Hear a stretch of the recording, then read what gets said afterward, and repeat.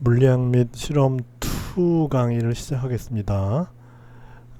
교재는 물리학 및 실험 1에서 했던 그 교재가 그 책 2권으로 되어 있죠.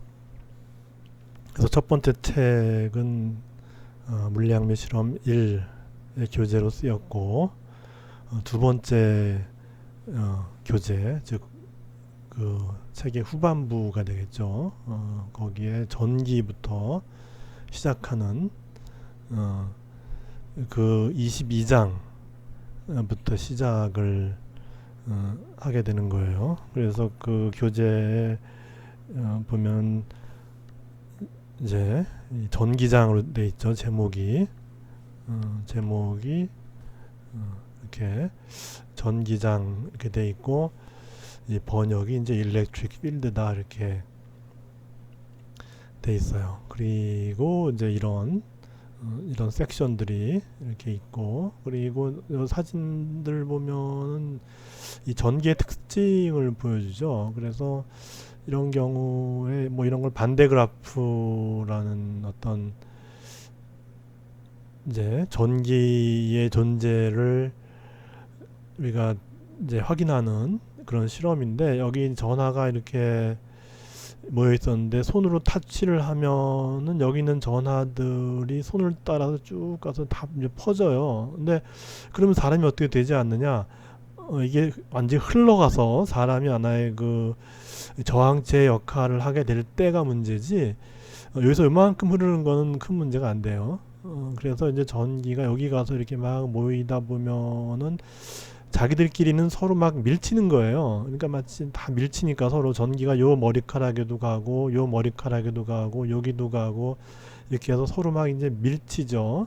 서로 밀치는 어떤 형상을 보여주는 것이고, 이제 요 그림은 고양이가 스티로폼 박스에 들어갔다 나오면은 이렇게 스티로폼을 묻혀서 나온다. 그래서 이제 두 가지 경우를 보면은, 하나는 전기끼리 서로 밀치는 어떤 그런 현상을 보여주고, 또 하나는 전기끼리 서로 잡아당기는 현상을 보여줘요. 그러니까 전기의 경우는 서로 밀치기도 하고 잡아당기기도 하는 두 가지 성질을 보인다 하는 걸 이제 이 그림을 통해서 보여주는 것이죠. 우리가 질량을 가진 물체끼리는 서로 잡아당기기만 하죠. 그걸 갖다가 우리는 이제 만유인력 또는 중력 그렇게 얘기를 했는데, 전기의 경우에는 이렇게 잡아당기는 것만 있는 것이 아니라 이제 밀치기도 한다. 그래서 이제 전기의 특성이 일단 요 두 그림으로써 이게 두 가지 성질이 있구나. 우리 질량을 가진 물질끼리 잡아당기는 어떤 그 만유인력과 유사한 점도 있고 다른 점도 있구나. 이제 그런 거를 보여주는 그림인 것 같아요.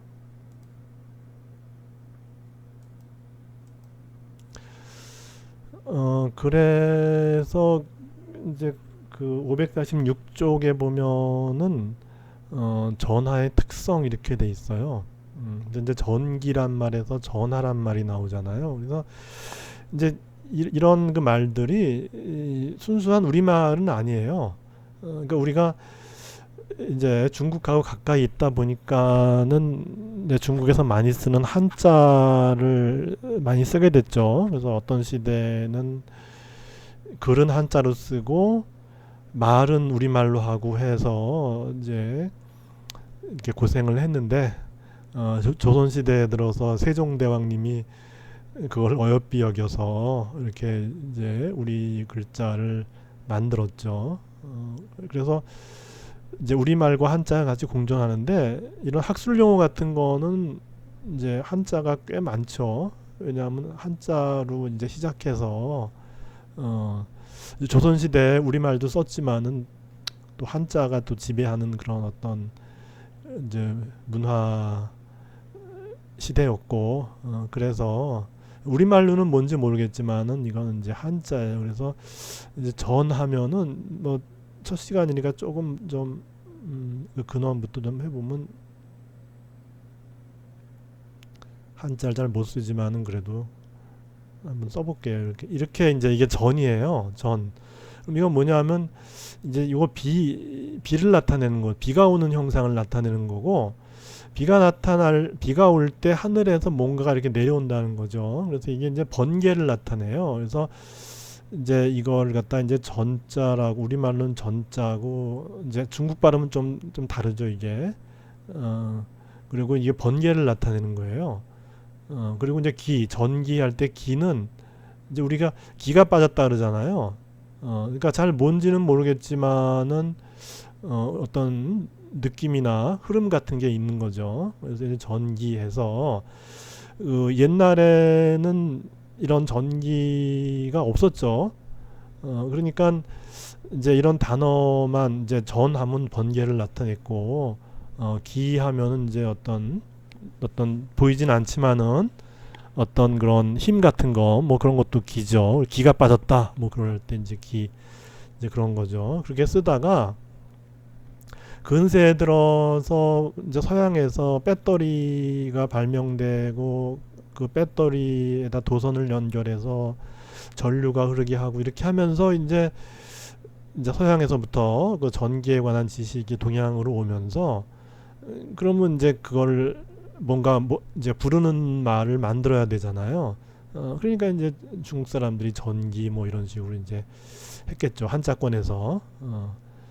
그리고 이제 전하하면 뭐냐면, 한 뭐냐면 이게 이제 차지인데, 차지란 말이 여러 가지가 있죠. 차지란 게 우리가 뭐 요금, 뭐 어디 예를 들어 어디 입장할 때 입장료 할 때도 차지고, 뭐 저기 축구 선수끼리 경기하다가 넘어뜨리는 것도 차지고, 이제 그래요. 근데 어떤 덩어리 같은 거 그런 것도 이제 차지예요. 그래서 이제 그것도 이제 번역을 할 때 이제 한자를 쓰는 사람들이 번역할 때 이제 이렇게 이런 글자를 썼어요.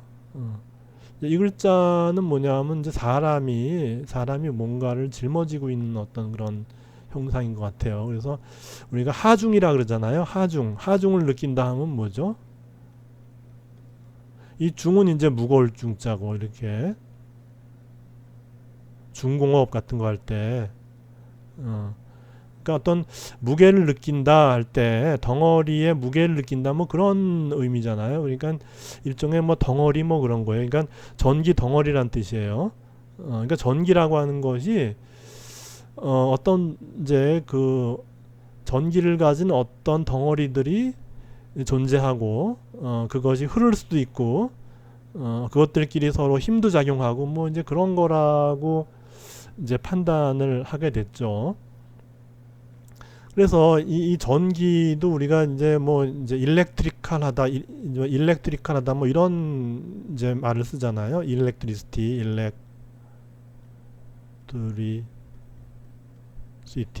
이게 전기죠. 전기를 갖다 일렉트리시티라 그러죠. 그래서 여기 일렉트릭이란 말이 어디서 나왔냐 하면은, 이 이제 이것도 뭐 서양에서 처음 시작된 말인데, 이제 그리스에서 시작됐어요.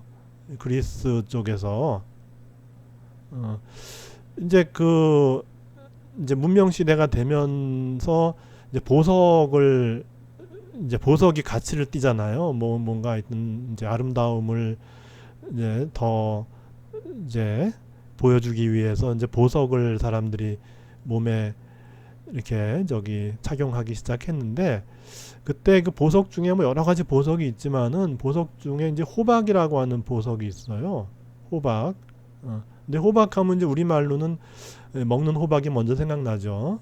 근데 이제 이 보석 종류로서의 호박이 있어요. 그래서 영어로는 엠버란 말이 있고, 그리고 요 색깔이 우리 이제 호박 중에 좀 이렇게 속을 이렇게 잘라 보면은 이제 누르스름한 그런 색깔을 띠는 속이 나오잖아요. 그 색깔하고 비슷해요. 이 호박의 그 색깔이, 엠버의 색깔이 그래요. 그런데 이제 이 호박이 이제 그리스 말로 이제 그 당시에 호박이 일렉트론이에요.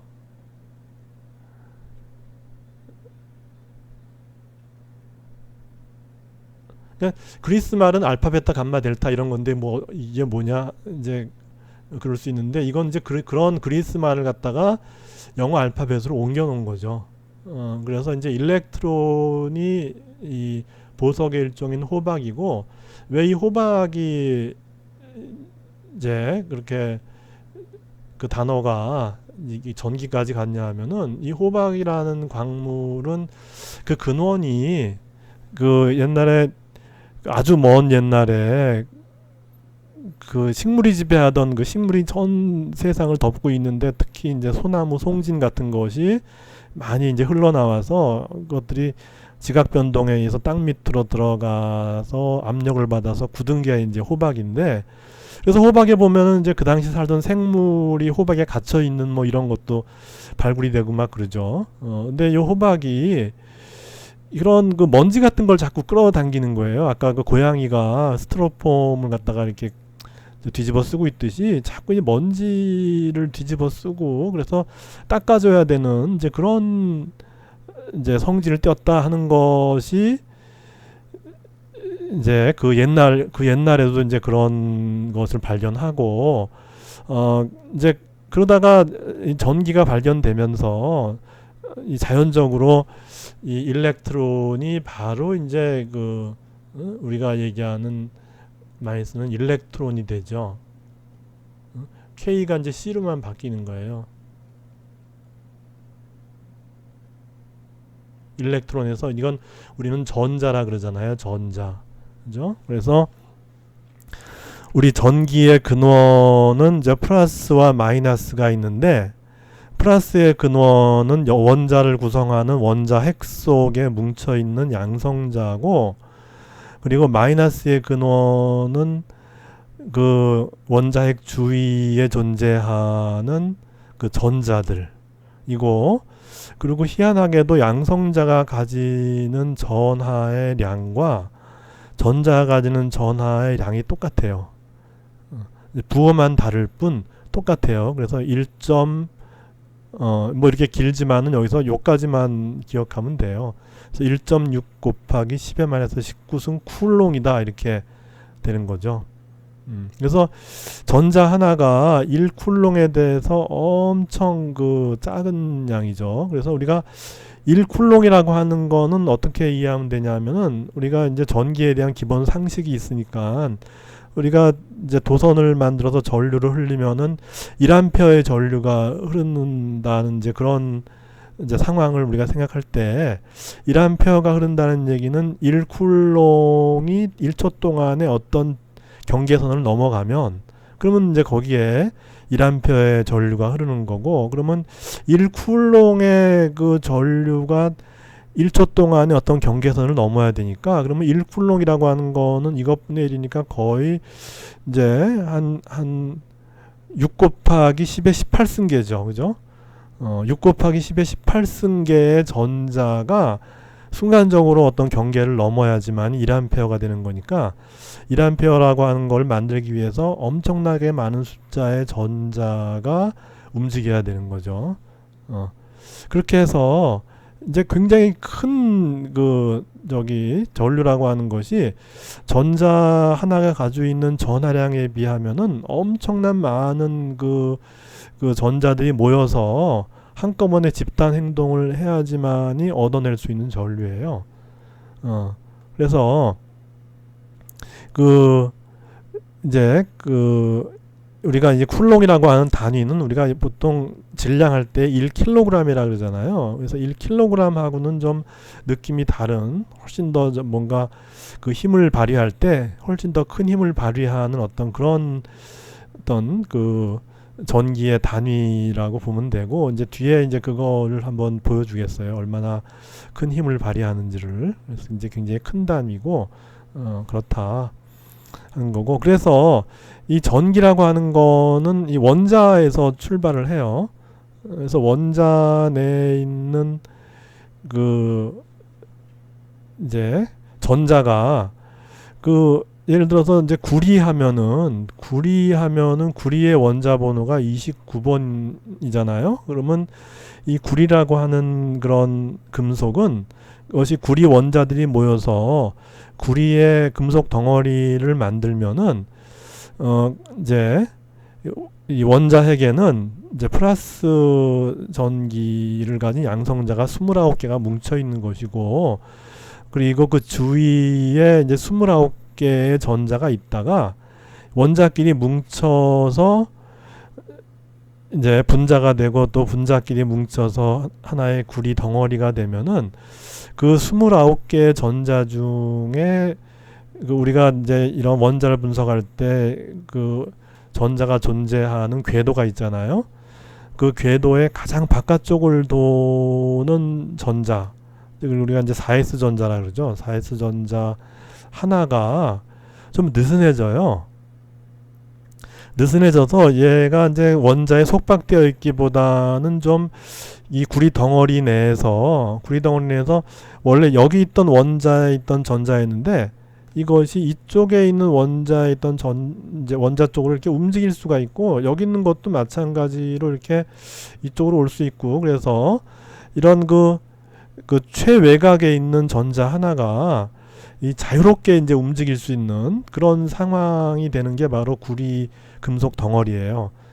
그래서 이제 그런 상황이 바로 구리가 전기 전도성이 좋다 하는 거하고도 연결이 되고, 그래서 이제 구리가 전기를 전달하는 도선으로 쓰이게 되는 거죠.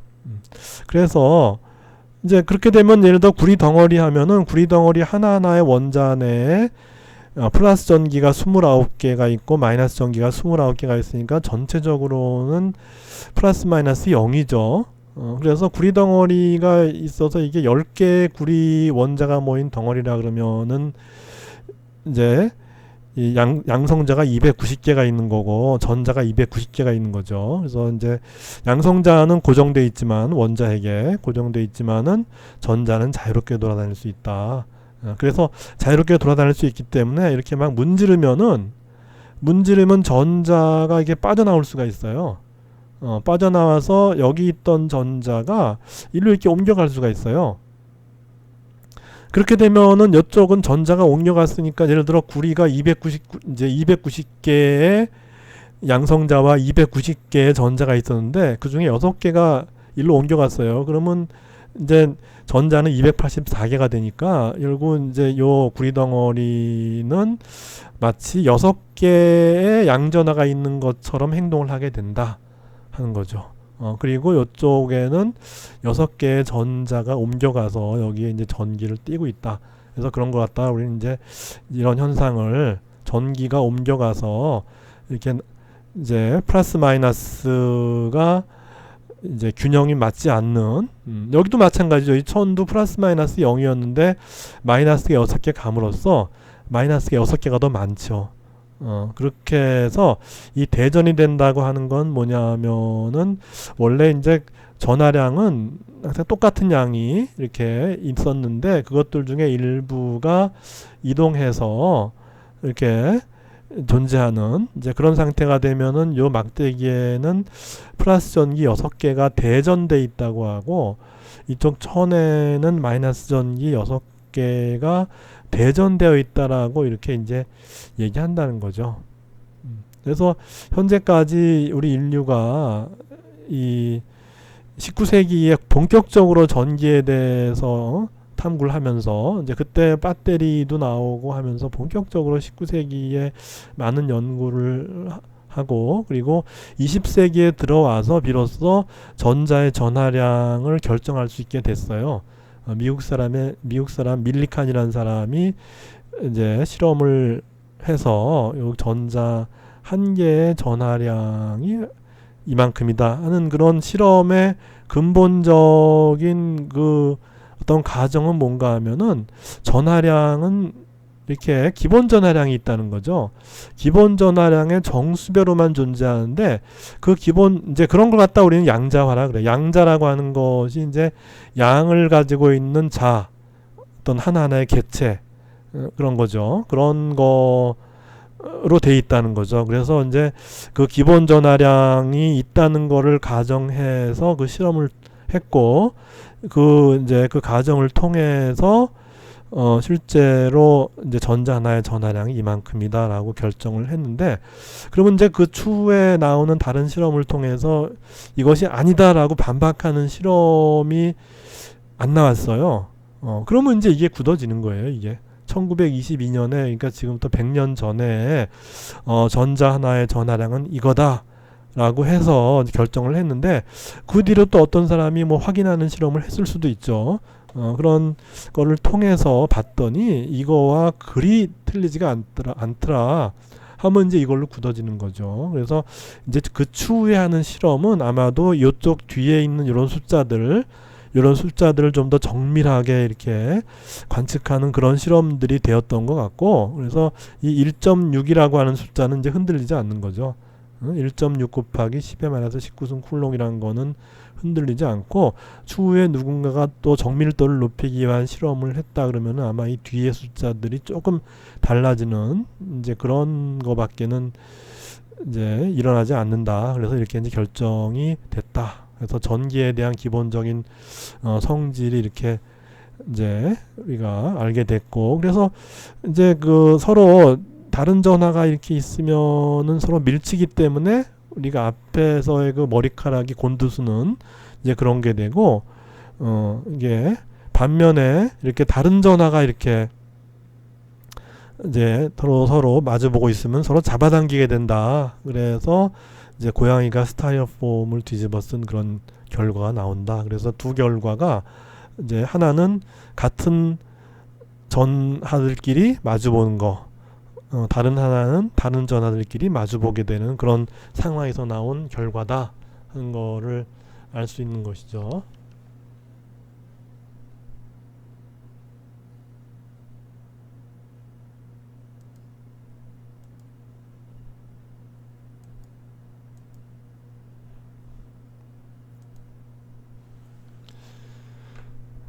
그래서 그 다음 이제 548쪽으로 가면은 이제 이런 제목이 나오죠. 유도에 의하여 대전된 물질. 유도하면 이제 인덕션이에요. 인덕션. 그래서 이제 이런 서로 이제 이렇게 서로 전하가 마주보게 됨으로써 상황을 이제 바꾸는 이제 그런 현상을 유도라 그러죠. 유도라고 하는 거, 우리말도 유도한다 뭐 이런 쪽으로 유도한다 뭐 그런 이제 말을 쓰죠. 그래서 이제 그것이 이제 어떤 상황이 벌어지도록 그렇게 이제 이끈다 뭐 그런 이제 의미죠. 그래서 여기선 또 근데 뭐 이제 도체와 절연체 뭐 이런 얘기가 나오죠. 그죠? 그래서 뭐 도체하면 좀 전에 그 구리와 같이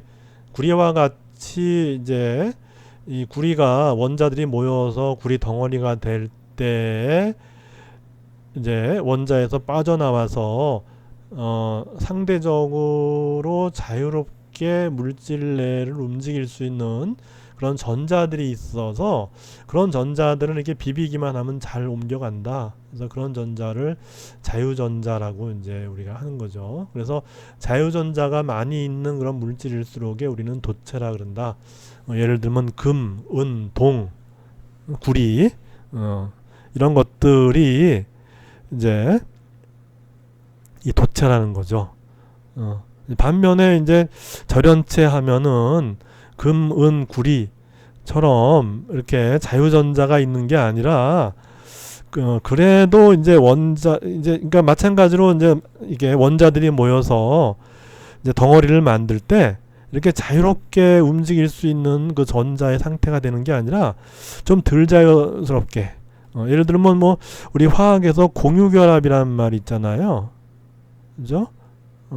공유결합하면은 원자와 원자가 공유결합한다는 얘기는 한 원자에서 전자를 하나 내면은 상대편 원자에서도 전자를 하나 내서 그 두 개의 전자를 공유함으로써 두 개의 원자가 서로 붙어있는 분자를 만드는 거잖아요. 그렇게 했을 때 그 전자는 원래 있던 원자에서 약간 움직여서 그 지역이 원자 내에 속박되어 있는 상황에서 약간 풀어졌지만은 그래도 원자와 원자 사이를 떠나지 못하는 구속 상태를 크게 벗어나지 못하죠. 그런 경우는 이제 자유전자가 없기 때문에 그런 걸 이제 절연체라 그러고, 반도체라고 하면은 이제 이 절연체 중에서 이제 어떤 특정한 물질들은 조금 자유롭게 움직일 수 있고, 그리고 이제 반도체에서의 정기적인 성질은 이 반도체 덩어리 자신, 예를 들어 뭐 실리콘 하면은 이거 자체로 이제 순수한 실리콘을 만들어 놓으면 이건 절연체죠. 그런데 실리콘에다 불순물을 집어넣게 되면은 그 불순물에 있는 그 최외곽 전자들이 좀 자유롭게 움직일 수 있는 그런 상황이 돼요. 그렇게 해서 이제 도체만은 못하지만은, 도체같이 자유롭게 움직이진 못하지만은 그래도 절연체보다는 낮게 그런 불순물에서 나온 그 전자들이 어느 정도 자유롭게 움직일 수 있는 그런 상황이 돼서 전기전도성이 이 절연체보다는 좀 좋아지고, 그럼에도 불구하고 도체보다는 좀 나쁜 이제 그런 어떤 성질을 이제 나타내는 게 반도체고, 이제 우리가 이 20세기에 들어와서 이 반도체를 발견함으로써 우리가 지금 그 엄청난 그 효과를 누리고 있죠. 이 전자공학, 일렉트로닉스의 그 발전에 초석이 된 것이고, 그래서 그 일렉트로닉스도 보면 이제 일렉트론에서 나온 거잖아요. 이제 결국은 그 근원은 아까도 처음에 얘기했지만은 이제 그리스의 그 호박에서 근원했다는 그런 아이러니가 있는 거죠. 그래서 이제 그 아까 그 고양이가 스타이로폼을 붙이고 나온 것이 이제 보면 이제 이런 거죠. 이런 거 이렇게 이제 서로 잡아당기는 거죠. 그래서 그런 걸 갖다 좀 우리가 좀 이제 모형으로 보면은 어떻게 돼 있냐면은 예를 들어서 이제 풍선을 대전을 시켰다 그러면 풍선을 비벼 갖고서 그 전자를 빠져나가게 하면 이제 플라스가 풍선 표면에 이렇게, 풍선의 물질이 뭐 고무면은 고무 표면에서 전자가 빠져나가서 고무 표면에 플라스가 이렇게 있는 거죠. 거기다가 이제 이거는 뭐냐 하면은 이거예요. 이런 것들이에요. 이런 것들인데 가까이 하게 되면 어떤 일이 벌어지냐 하면은 얘가 이제 이렇게 서로 분리되어 있을 때는 여기 이런 거 여기 달라붙는 요 물질에 있던 그 원자를 그리라 그러면은 그 원자는 이렇게 동그랗게 그리죠. 동그랗게 그리고 여기 원자핵이 있고 전자가 이 주위를 갖다가 돌고 있다. 뭐 이런 식으로 이제 그릴 거란 말이에요.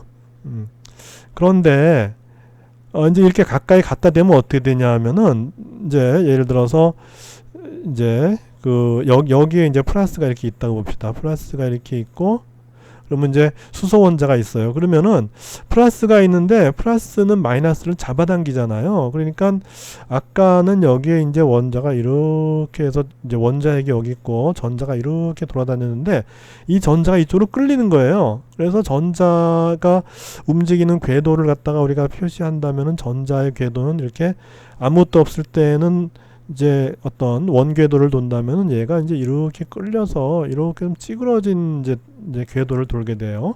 왜냐하면 여기에 플러스가 있는데 이 마이너스 전기를 가진 전자는 끌리니까.